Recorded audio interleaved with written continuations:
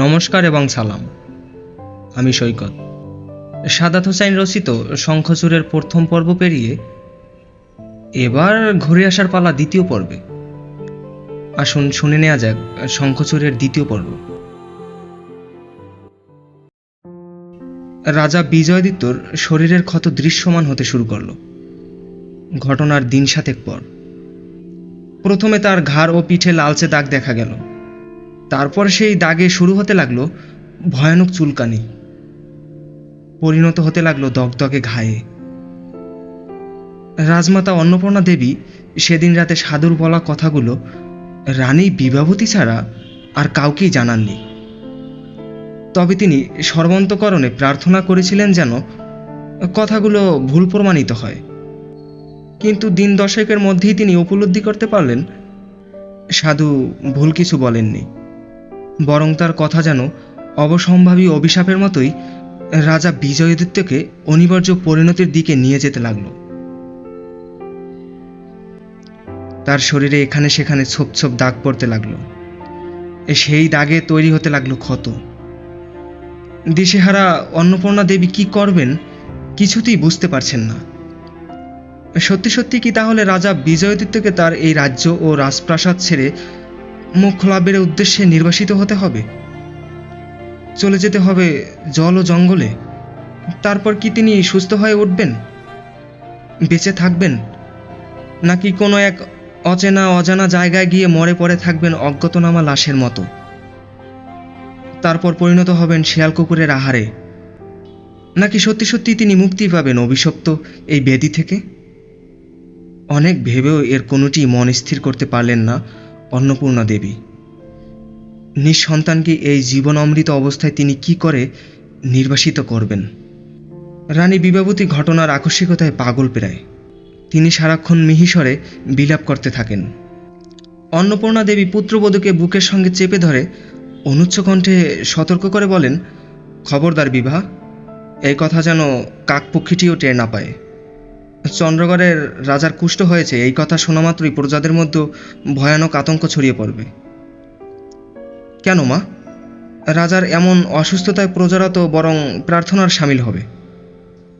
না, হবে না, কারণ লোকের বিশ্বাস কুষ্ঠ কোনো সাধারণ ব্যাধি নয়। এ স্বয়ং ভগবানের কাছ থেকে ক্ষমার অযোগ্য পাপের শাস্তি। এর কোনো মুক্তি নেই। একবার যদি প্রজাদের কানে এই কথা যায় তাহলে তারা রাজাকে অভিশপ্ত মনে করবে, একই সঙ্গে রাজপরিবারকেও। সুতরাং খুব সাবধান। একবার যদি এই ঘটনা ঘটে তাহলে রাজপরিবারের বিরুদ্ধে অসন্তোষ এমনকি বিদ্রোহ হতে পারে। এই কথায় বিভাবতী স্তব্ধ হয়ে গেলেন। স্বামীর আসন্ন পরিণতির আশঙ্কায় ক্রমশই বিধ্বস্ত বোধ করতে লাগলেন। 2 পুত্র ও 1 কন্যা সন্তানের জননী তিনি।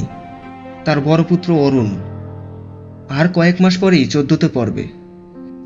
কিন্তু এই বয়সেই ভয়ানক দুঃসাহসী ও বেপরোয়া হয়ে উঠেছে সে।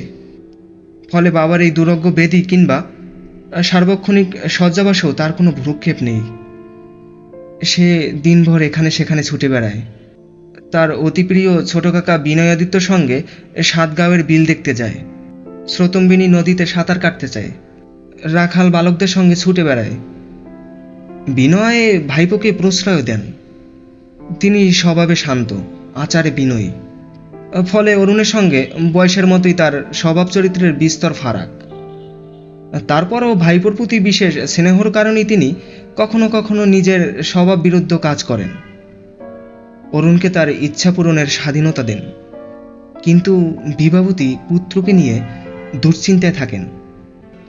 রাজা বিজয়াদিত্যর অবর্তমানে অরুণই চন্দ্রগড়ের রাজ্যের ভবিষ্যৎ রাজা। কিন্তু সে বড়ই অস্থির, তার আচরণও অনুন্মেয়। আজ দুপুরে অবশ্য অরুণ মহল থেকে বের হলো না। সে গুটি গুটি পায়ে বাবার ঘরে ঢুকল। বিজয়াদিত্য তখন গভীর ঘুমে অচেতন। অরুণ পালঙ্কের পাশে দাঁড়িয়ে দীর্ঘ সময় চুপচাপ দাঁড়িয়ে রইল। তারপর এদিক সেদিক তাকিয়ে হঠাৎ মৃদু স্বরে ডাকল, বাবা। বিজয়াদিত্য সেই ডাকে সাড়া দিলেন না। অরুণ এবার তার হাতের আঙুল ছুঁয়ে দিল। তারপর আবারও ডাকল, বাবা। পর্দার আড়ালে দাঁড়িয়ে দৃশ্যটা দেখে বিভাবতী যেন খানিক দ্রবীভূত হলেন। অরুণের তাহলে পিতার প্রতি কিছুটা হলেও গোপন মমতা রয়েছে। কিন্তু সেই মমতা সে কাউকে দেখাতে চান না, তাই এই অবেলায় একা একা লুকিয়ে বাবার সঙ্গে কথা বলতে এসেছে। কিন্তু বিভাবতীর এই ধারণা ভুল প্রমাণিত হলো। খানিক বাদেই অরুণ বলল, ভানু আমায় একবারও লাল ঘোড়াটায় চড়তে দিতে চায় না, সারাক্ষণ আস্তাবলের পাশে পাহারায় বসে থাকে। আমি কিন্তু ভানুর পেট ছিঁড়ে দেবো বাবা, এই বলে দিচ্ছি। বিভাবতী ছেলের কথা শুনে হতবম্ব হয়ে গেলেন। এইটুকু এক ছেলে এ কি বলে? ঘোড়ায় চড়তে দিচ্ছে না বলে সে সহিষ্ণু ভানুকে খুন করে ফেলতে চায়, অথচ বাবার এই ভয়ানক অবস্থা নিয়ে তার বিন্দুমাত্র বিকারও নেই। ভীত বিভাবতী তার কিশোর পুত্রের দিকে তাকিয়ে রইলেন। অরুণ দাঁড়িয়ে দাঁড়িয়ে ফুটছে। সে যেন তার নিজের ভেতরে থাকা ক্রোধটাকেও কিছুতেই নিয়ন্ত্রণ করতে পারছে না। চন্দ্রগড় রাজবাড়ির এই সংকটকালে বিভাবতী কি করে এই পুত্রকে সামলাবেন? রাজা বিজয়াদিত্যর বিষয়ে চূড়ান্ত সিদ্ধান্ত নেওয়া মোটেই সহজ কিছু ছিল না, কিন্তু অন্নপূর্ণা দেবী সেই সিদ্ধান্তটি নিলেন। স্বামী সমরাদিত্যের মৃত্যুর পর নিজের বুদ্ধি ও ব্যক্তিত্বের গুণী চন্দ্রগড় রাজবাড়ি অনেক কঠিন পরিস্থিতি তিনি দক্ষতার সঙ্গে সামলেছেন। এ কারণে বিভিন্ন সময় তাকে কঠিন সব সিদ্ধান্ত নিতে হয়েছে। কিন্তু পুত্র বিজয়াদিত্য রাজ্যভার গ্রহণের পর সেই পরিস্থিতি অনেকটাই সহজ হয়ে গিয়েছিল। ফলে সব কিছু থেকে নিজেকে গুটিয়ে নিয়েছিলেন তিনি। কিন্তু এই 70 ঊর্ধ্ব বয়সে এসে পুত্রের অসুস্থতায় এবং অন্য পুত্রের অদক্ষতায় তাকে আবারও অঘোষিতভাবে রাজ্যের দায়িত্ব কাঁধে তুলে নিতে হয়েছে। ফলে জীবনের সবচেয়ে কঠিন সিদ্ধান্তটি নিতে গিয়ে অকল্পনীয় যন্ত্রণা ও বিভীষিকাময় মানসিক অবস্থার মুখোমুখি হতে হলো অন্নপূর্ণা দেবীকে। তিনি এখনও পুরোপুরি বিশ্বাস করেন অসত্যশ্রমের সাধু যা বলেছে তাই অমোঘ সত্য। সুতরাং তিনি যদি এখন বিজয়াদিত্যকে গলিত পচা মাংসে পিণ্ডে পরিণত হয়ে মৃত্যুর মুখে পতিত হতে দিতে না চান, যদি তাকে অভিশপ্ত পাপিষ্ঠ হিসেবে সকলের সামনে উপস্থিতি করতে না চান, তাহলে একটিমাত্র উপায় উন্মুক্ত আছে। আর সেই উপায়টি একজন মায়ের জন্য পৃথিবীর সবচেয়ে নিষ্ঠুরতম কাজ, কঠিনতম সিদ্ধান্ত। এখন প্রশ্ন হচ্ছে, 50 ঊর্ধ্ব বয়সে নিজ পুত্র রাজা বিজয়াদিত্যকে তিনি কোথায় বিসর্জন দেবেন? কোথায় পাঠাবেন তার আরোগ্য এবং অনুসন্ধানের জন্য? একা রুদ্ধঘরে দিনের পর দিন এই ভাবনায় বুঁদ হয়ে রইলেন রাজমাতা অন্নপূর্ণা দেবী। এর মধ্যেও আরও একবার অসত্যশ্রমের সেই সাধুর সঙ্গে কথা বলার কথা ভাবলেন তিনি। কিন্তু সাধুকে আর পাওয়া গেল না। তিনি যেভাবে হঠাৎ উদয় হয়েছিলেন ঠিক সেভাবেই উধাও হয়ে গেছেন। ফলে সিদ্ধান্তটি নিতে হলো অন্নপূর্ণা দেবীকেই। এক রাতে রাজপরিবারের একান্ত সদস্য ও খুব ঘনিষ্ঠ কিছু সভাসদকে ডাকলেন তিনি। তারপর বিজয়াদিত্যর অসুস্থতা সংক্রান্ত সামগ্রিক পরিস্থিতি বর্ণনা করলেন, সঙ্গে জানালেন নিজের সিদ্ধান্তের কথাও। ঘটনা শুনে সকলে রীতিমতো দিশেহারা বোধ করতে লাগলো, একই সঙ্গে আতঙ্কিত। তবে এটিও অনুমিত হলো যে চন্দ্রগড় এরপর রাজপরিবারের সুরক্ষার জন্য হলেও এই সিদ্ধান্তের বিকল্প আর কিছু নেই।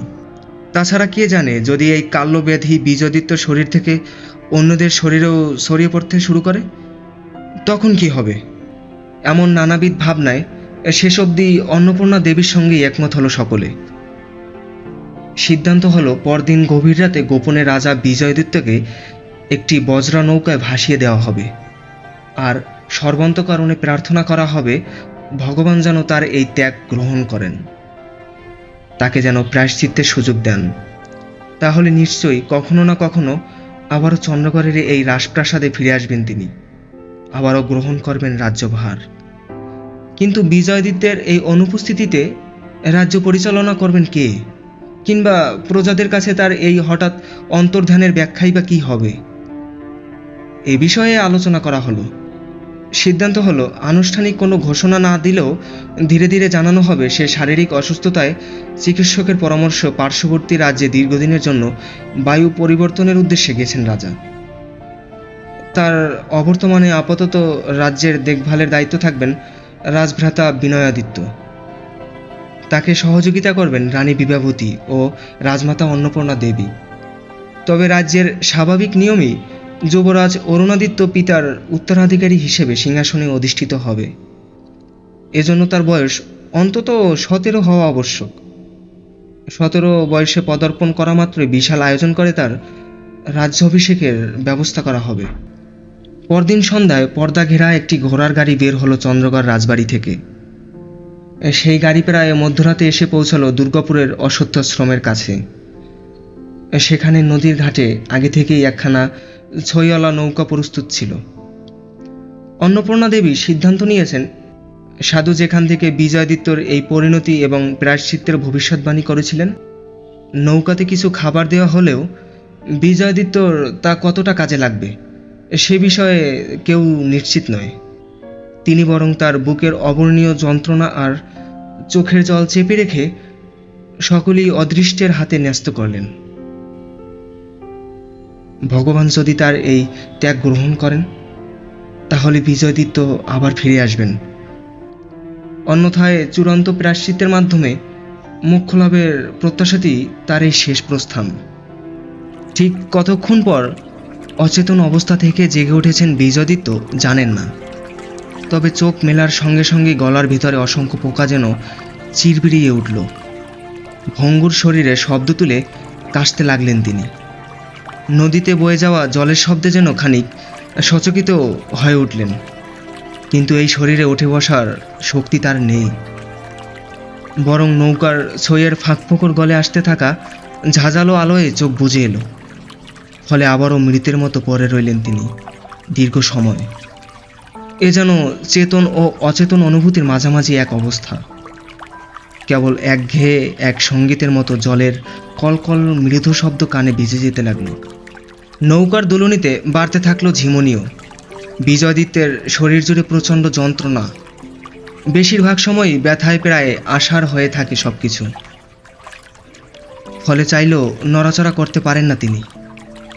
তার উপর ক্রমাগত আফিম গ্রহণের প্রভাব তার ইন্দ্রিয়গুলোকে বিবশ করে রেখেছে। চারপাশের জগৎটাকে ক্রমশ করে ফেলেছে মেঘাচ্ছন্ন, ঢেকে দিচ্ছে গভীর কুয়াশায়। ফলে সকলই অস্পষ্ট আবছায়া। তার দিনরাত্রি কেটে যায় ঘোরে। কিন্তু আজ ওই জলের মৃদু একঘেয়ে কলকল শব্দটা যেন তাকে অদ্ভুত এক উপলব্ধি দিল। চারপাশের শুনশান স্তব্ধতার মাঝেও ওই শব্দটুকু যেন শীতল ঝর্ণাধারার মতো তার বুকের ভেতরে কুলকুল ধ্বনিতে বয়ে যেতে লাগলো, আর পাখির ভেজা পালকের স্পর্শে সতেজ করে তুলতে লাগলো তার ইন্দ্রিয় অনুভব। শেষ হলো সাদাত হোসেন রচিত শঙ্খচূড়ের দ্বিতীয় পর্ব। তৃতীয় পর্ব নিয়ে খুব শিগগিরই ফিরে আসবো আমি আপনাদের কাছে। এই পর্বটি আপনাদের কেমন লাগলো লিখে জানাতে ভুলবেন না। সঙ্গে একান্ত অনুরোধ, ভিডিওটিতে লাইক করে দিবেন, আর চ্যানেলটিকে সাবস্ক্রাইব করা না থাকলে সাবস্ক্রাইব করে দিবেন। আজকের মতো বিদায় তবে, ধন্যবাদ।